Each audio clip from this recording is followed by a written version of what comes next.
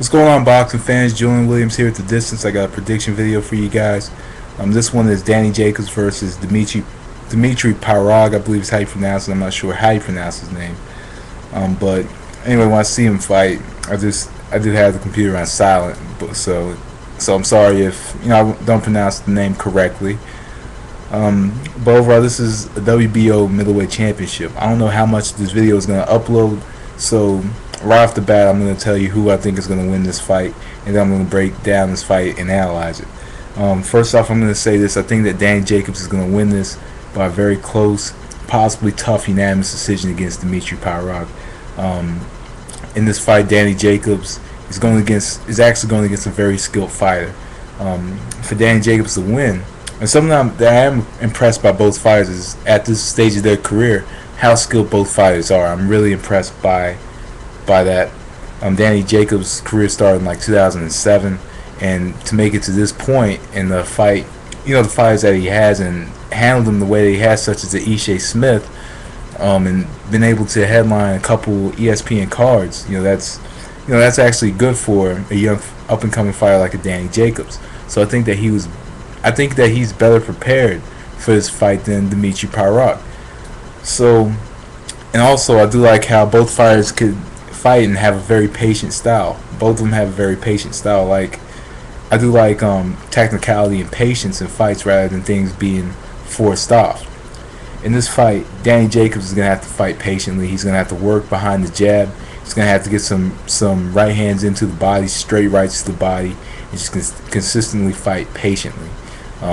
He moves primarily to his left, uses a very good left jab, follows it up with very good power shots. Doesn't throw too many power shots. Doesn't really go overboard with them, but he does enough to win rounds. Does enough to win fights. In this specific fight, he's going against a fighter who actually has very good head movement and is very skilled. He's pretty good with his legs as well. I do like Pirog. He has pretty good upper body movement. Also with him, you see after he throws his punches, he draws back, or he has the glove up in time to protect himself from the jab. When he comes forward, he moves the head. Those are things that Jacobs is going to have to negate in this fight. He has to throw a jab. He's going to have to sneak that right hook to the body after following up the jab. That'll be a smart move by Jacobs if he could follow up the jab with the right to the body, and simply just move around the ring. I like how Danny Jacobs kind of does his work in kind of close areas. He does have to use the jab to kind of stay in close and keep it kind of a close distance fight. Keep it kind of a moving fight as well. As long as he can stay within kind of that mid-range type distance and continuously throw the jab, follow up with the right hand, and throw and actually I think something else is going to be open is the right uppercut. The right uppercut should be open in this fight against Pirog, and especially with how his hands are positioned.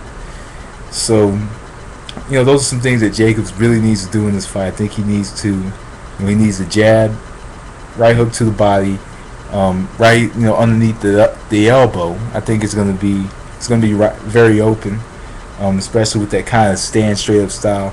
He does want to catch him coming in as well, and also when Pirog comes back, the hands kind of they kind of open up a little bit, and his chin's going to be exposed. So he has to find something for that as well.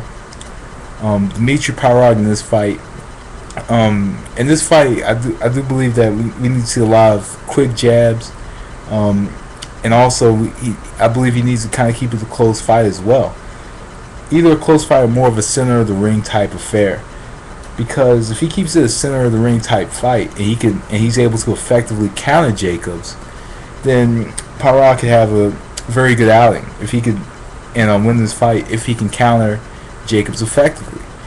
Because we saw in the Ishe Smith fight, we saw Danny Jacobs get caught with some shots that if Ishe Smith was a knockout puncher, could have either hurt or knocked out Jacobs. And Pirog, in this fight, he doesn't necessarily have the slick style of Ishe Smith, but Pirog, he kind of he kind of slips punches. He stands. His footwork is pretty good. How he comes forward and has the hands positioned to protect himself from punches. So counter punching is going to be a main effective weapon for Pirog in this fight against Jacobs, a fighter who I believe is more offensively minded and not as defensively minded as Pirog. So I think counter punching is going to be the main weapon for Pirog in this fight. But as I mentioned, when it all boils down to the end of the fight, I'm going to go with Danny Jacobs by a unanimous, I think a very close unanimous decision.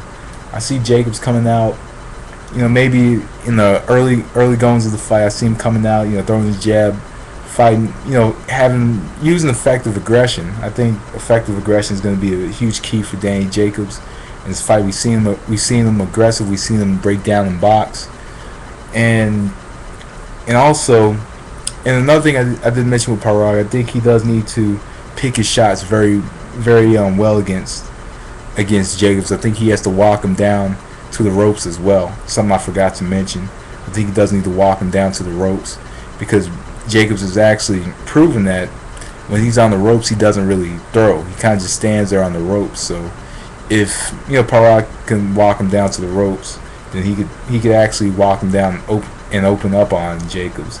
Something I forgot to mention, something that I'm just thinking of at the top of my head. But I think Jacobs is going to win. I think Pirog is going to come back in maybe the mid rounds, but I think Jacobs is going to have a very strong showing and a strong finish, and I think Danny Jacobs will be our new WBO middleweight champion. So anyway, guys, that was the distance. Hopefully this whole video uploads, but if not, I gave you the thing at the beginning of the video. But anyway, peace.